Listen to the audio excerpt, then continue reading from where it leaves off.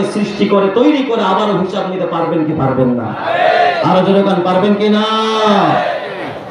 আমি একটু কৌতূহলী হলাম যে হায় হায়, এই যে আমরা যে মুরগিগুলো খাই, এই মুরগিগুলোকেও কিয়ামতের ময়দানে জীবিত করবেন কে? কথা কয় না।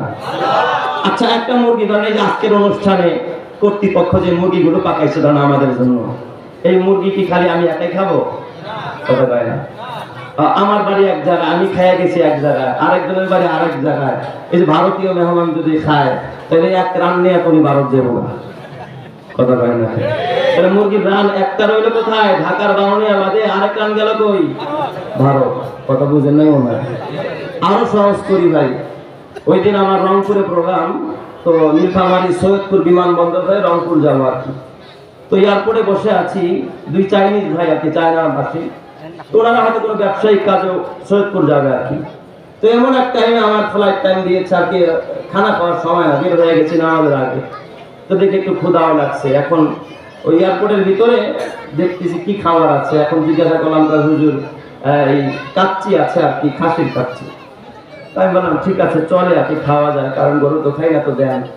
তো আমি খাইতেছি, কিছুক্ষণ পর থেকে চাইনিজ ভাই এসে আমারও এই একই এই কাচ্চি খাচ্ছে আর কি পাশে বসে। আমি মনে মনে কাল্লা, একটা খাসি দিয়ে এই পেটার বাগাইছে, তাহলে খাসির কিছু টুকরা গেল আমার পেটে, আমি থাকবো ঢাকায়, আবার কিছু টুকরা করে গেল চীনে। কথা কয় না, চায়না গেছে না?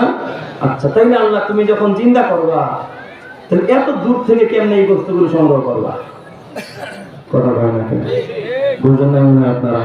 আপনাদের ভিতরে সংশয়টা জাগে কি জাগে না? আপনাদের বাজারে যখন একটা গরু জবাই হয়, এই গরুর বস্তু কি খালি এই এক এলাকার মানুষই কিনে না ভিন্ন এলাকার মানুষও কিনে?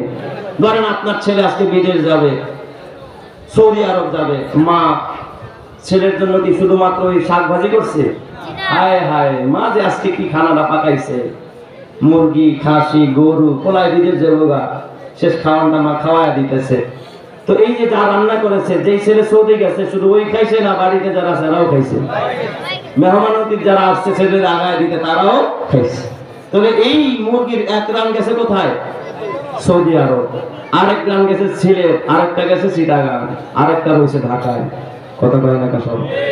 তাহলে এই মুরগিটারও আল্লাহ তাআলা কিয়ামতের ময়দানে জিন্দা করবে। কথা কয় না? জিন্দা করবে না? তাহলে আল্লাহ কেমনে জিন্দা করবা? এত দূর থেকে টোকায়া টোকায়া কয়টা মুরগি তুমি জিন্দা করবা? কত হাজার গরু জবাই হয়েছে, কত হাজার মুরগি জবাই হয় এক একটা দিনে।